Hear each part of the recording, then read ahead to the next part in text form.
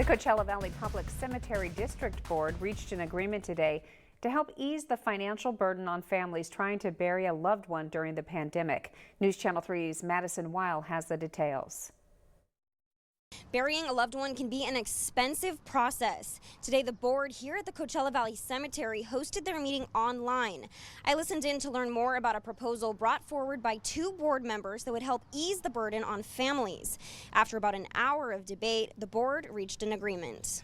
One major item on Tuesday's agenda, the board deciding whether or not to establish a $300,000 coronavirus emergency response fund to help cover burial costs for families unable to do so. Marcos Coronel, one of the board members pushing for the proposal. It's up to us as the leaders of the institution here to make the decision to be able to do something.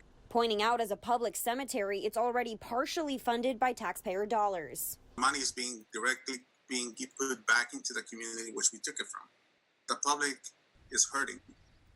The public doesn't have money. Some other members of the board initially not in support, also shutting down the idea of offering payment plans. About 85% of all accounts, they go on installment accounts for people to be buried now and we'll kind of pay you in a year or two.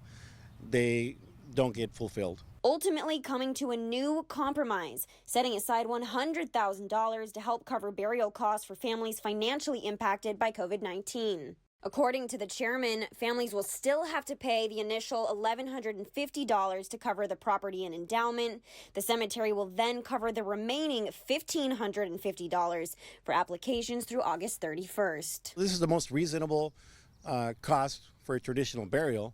There's other very giving organizations in our community, as you know. Adding, if families still can't cover that cost, there are other organizations that can step in. The board also agreed to make those documents publicly available, showing where the money is going and which applications were accepted or denied and why. Reporting in Coachella, I'm Madison Weil, News Channel 3.